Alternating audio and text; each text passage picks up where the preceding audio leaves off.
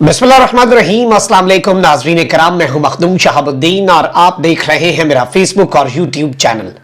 उम्मीद करता हूं आप सब लोग बखैर वाफियत होंगे और जहां भी होंगे अपने अहले खाना समेत खुश भी होंगे और महफूज भी। नाज़रीन कराम, जुमे की कॉल से पहले ही इमरान खान के सड़कों पर निकलने से पहले ही हौलनाक खबर आ चुकी है। एक जानिब तो पीटीआई पर पाबंदी लगाने के हवाले से रेफरेंस और इसके साथ ही साथ इमरान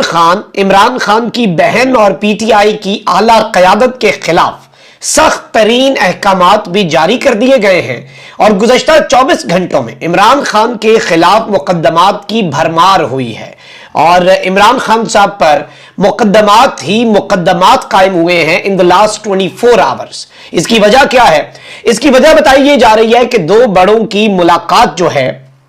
उसके नताइज आना शुरू हो चुके हैं और ये जो नताइज हैं ये बड़े खतरनाक किस्म के नताइज हो सकते हैं, क्योंकि बहुत सी चीजें जो हैं उनके ऊपर डिसीजन ले लिया गया है। और जिस तरह से मैं आपको अपने इस YouTube चैनल के जरिए लगातार आगाह करता आया हूं और लगातार आपके सामने जो मुद्दा है वो हम रखते आए हैं कि जी देखें, इमरान खान साहब जो है ना उनके खिलाफ बहुत से प्लान्स हैं, इमरान खान साहब के लिए बहुत से जाल हैं जो बिछाए जाते हैं और एक वक्त पे एक नहीं बल्कि सारे के सारे तीर जो हैं वो इमरान खान के ऊपर चला दिए गए हैं कि कोई एक तो इमरान खान को लगेगा। अब यहां पर अभी तक आप देख लें पिछले 1.5 साल से क्या कुछ नहीं हुआ इमरान खान के खिलाफ, लेकिन उस सब के अंदर मैं आपको यह बता दूं कि अभी तक इमरान खान साहब बचे हैं और अल्लाह ताला की जात ने इमरान खान की जिंदगी भी बचाई, इमरान खान की मकबूलियत, इमरान खान की इमेज, इमरान खान की सियासत, हर चीज जो है वो अभी तक अपनी जगह इंटैक्ट है। और जाहिर बात है मंसूबे बहुत से बने। इमरान खान साहब ने इंकशाफात मजीद भी कुछ किए 2 दिन पहले कि जी उन्हें कत्ल करने के हवाले से एक मरतबा एक बंदा रॉकेट लॉन्चर लेकर खड़ा हुआ था इमरान खान साहब के हेलीकॉप्टर को, जिसने गिराना था, जमीन बोस करना, मतलब ये सारी चीजें। और 9 मई के वाकयात जो हैं अब वो ऑब्वियसली 9 मई जो है वो आपके सामने है कि किस तरह का एक इंसिडेंट बन चुका है। ऑब्वियसली बहुत अनफॉर्चुनेट विजुअल्स थे उस दिन जो भी हमने देखे, काबिल मजम्मत। हर पाकिस्तानी मुहिब्बे वतन पाकिस्तानी का दिल जो है वो उन सारे विजुअल्स को देखकर खून के आंसू ही रो रहा था। लेकिन अब जारी बात है कि जो चीज समझने वाली है वो ये है कि एक इंतहाई आम मुलाकात हुई है और नैब ऑर्डिनेंस जो है वो भी एक इंतहाई अहम मुलाकात जो है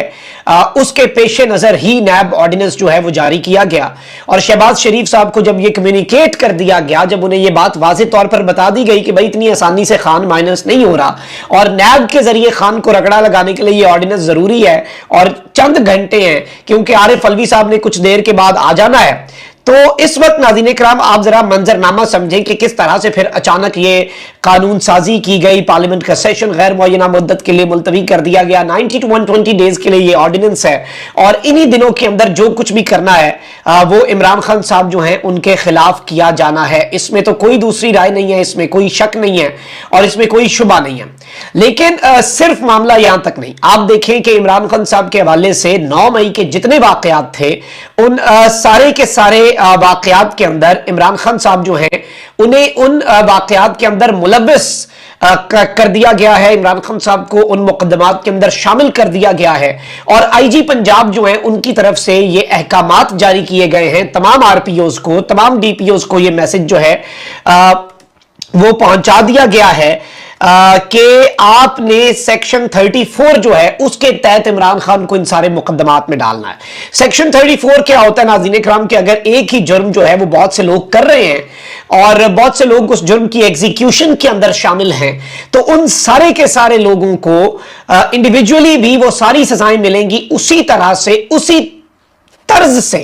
जिस तर्ज पे कि उन्होंने ये जुर्म अकेले किया हो। ये चीज ज़हन नशीन रखें कि इसके तहत अब इमरान खान साहब, क्योंकि ये सारे मुकदमात स्टेट की मुद्दत में है, पुलिस के जो एहलकार हैं या अफसरान हैं उनकी मुद्दत में ये मुकदमात दर्ज हैं। रावलपिंडी के अंदर मुकदमा है, मियांवाली के अंदर है, लाहौर के अंदर है, फैसलाबाद के अंदर है, सरगोदा के अंदर ये मुकदमा है। इन सारे के सारे मुकदमात के अंदर इमरान खान साहब जो हैं उन्हें नामजद कर दिया गया और जाहिर बात है अब इसके अंदर गिरफ्तारी होनी है और गिरफ्तारी करके इमरान खान की यानी लातादाद मुकदमात एक एक थाने में लातादाद मुकदमात हैं, शहर के मुख्तलिफ थानों के अंदर मुकदमात दर्ज हैं 9 मई और 10 मई के वाकयात के। तो इन सारे केसेस के अंदर तो खान साहब नामजद हो चुके हैं ऑलरेडी। ट्रैक जो है 150-200 केस है, उसका ट्रैक कैसे रख पा रहे हैं? अब जरा आप समझें, ये जो गिरफ्तारियां होनी है, ये केस चलने हैं इंसदादे दहशतगर्दी की अदालत में, और अभी तक के मंसूबे के मुताबिक मिलिट्री कोर्ट्स तक बात शायद ना जाए, और उससे पहले ही इमरान खान साहब जो है उन्हें माइनस किया जाए। मिलिट्री कोर्ट्स के हवाले से खान साहब की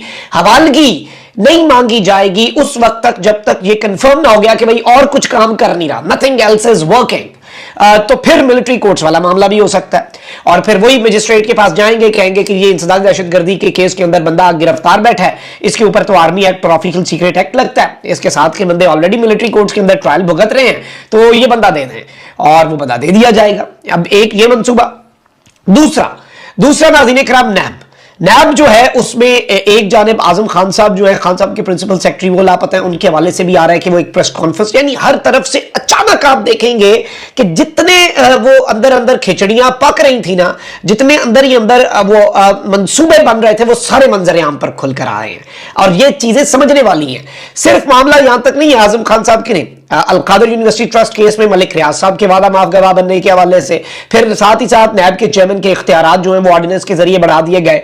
जो रिमांड है वो 14 दिन के बजाय 30 दिन का कर दिया गया। कानून जो है उसके अंदर वो सारी चीजें भी खत्म की जा रही हैं, और वो सारी लिमिटेशंस खत्म की जा रही हैं जिनकी बुनियाद पे खान साहब को शायद सुप्रीम कोर्ट से या किसी भी अदालत से रिलीफ मिल सके। तो ये चीज भी आप ज़हन नशीन करें। इसके साथ एक मामला था इमरान खान साहब का इद्दत में निकाह का, और उसके अंदर जो ऑन चौधरी है वो भी पेश हुआ था, और साथ ही साथ आपको पता है कि वो जो मुफ्ती था वो भी पेश हुआ, और उस सब के अंदर उन्होंने कहा कि ये इद्दत में निकाह कर रहे हैं, और इमरान खान साहब के हवाले से ऑन चौधरी ने ये इंकशाफात किए कि खान साहब ने इस सब के अंदर सू करने का फैसला किया हुआ है, और नोटिस जो है वो सर्व किए गए हैं। लेकिन इन्होंने यहां पर क्या बात कही कि जी इमरान खान साहब ने मुझे कहा था कि जी चढ़ते साल के पहले दिन ही ये निकाह होना है, चाहे जो मर्जी हो जाए, क्योंकि हिसाब किताब वरना खराब हो जाएगा। वो केस भी अब मैं आपको बताऊं कि दोबारा आप उसमें एक रिन्यूड एफर्ट के साथ आप देखेंगे कि वो केस रीसर्फेस करेगा। इसके साथ ही साथ इंसदादे दहशतगर्दी की जो अदालत है लाहौर की, उसने 9 मई जलाओ घिराव के वाकयात में फवाद चौधरी, असलम इकबाल, फारूक हबीब के नाकाबिले जमानत वारंट गिरफ्तारी जारी कर दिए हैं। इमरान खान की बहन अलीमा खान, अजमा, भांजा हसान न्याजी, मुराद सईद, अली अमीन गंडापुर, आजम सवाती समेत दीगर के भी नाकाबिले जमानत वारंट गिरफ्तारी जारी हो चुके हैं। लाहौर में दर्ज 5 मुकदमात में ये वारंट गिरफ्तारी जो है ये जारी किए गए हैं। 9 मई के वाकयात पर गिरफ्तार न होने वाले मुल्जिमान के नाकाबिले जमानत वारंट गिरफ्तारी की इस्तदा इंसदाद दहशतगर्दी अदालत के जज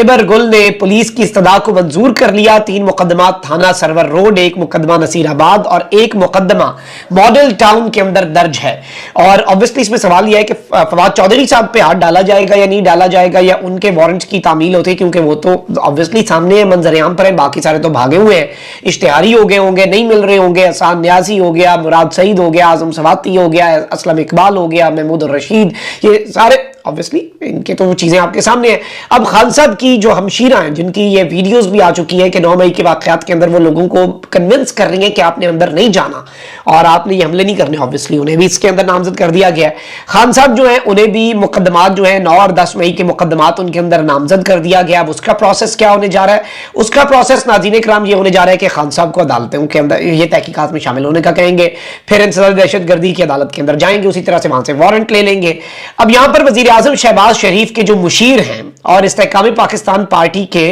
रूए रमा एडिशनल सेक्रेटरी जनरल हैं और ऑल इन ऑल हैं, जहांगीर तरीन साहब के बाद ये जहांगीर तरीन साहब के खास आदमी हैं, खान साहब के साबका खास आदमी ओन चौधरी,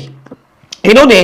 पाकिस्तान तहरीक इंसाफ पर पाबंदी के लिए यानी पीटीआई को एक कलअदम जमात करार देने के लिए, एक पॉलिटिकल पार्टी के बजाय एक बैंड आउटफिट करार देने के लिए सुप्रीम कोर्ट ऑफ पाकिस्तान से रुजू कर लिया। इमरान खान के साबिक पर्सनल सेक्रेटरी ओन चौधरी ने पीटीआई पर पाबंदी के लिए सुप्रीम कोर्ट में एक पिटीशन दायर की है। इस्तेहकामी पाकिस्तान पार्टी के रहनुमा ओन चौधरी ने जाती हैसियत के अंदर यह पिटीशन दायर की है और पिटीशन में रियासत और मुल्की इदारों के खिलाफ सरगर्मियों पर पीटीआई पर पाबंदी की इस्तदा की गई है। ये तो वो खबर है जो इस पिटीशन के हवाले से अवेलेबल इंफॉर्मेशन है। लेकिन मैं आपको यहां पर एक और खबर ये दे दूं कि इस पिटीशन, ये बड़ी वेल प्रिपेयर्ड पिटीशन है और इस पिटीशन को भी उस तरह से, उस तर्ज पर जिस तरह से 9 और 10 मई के वाकयात में खान साहब के मुलविस करार दिए जाने को कनेक्ट किया जा रहा है दो बड़ों की मुलाकात में किए गए फैसलों से और उस मुलाकात के नताइज सामने आने से, उसी तर्ज पर इस पिटीशन को भी उसी लेंस से देखा जाए तो ज्यादा आपको बेहतर समझ आ जाएगी,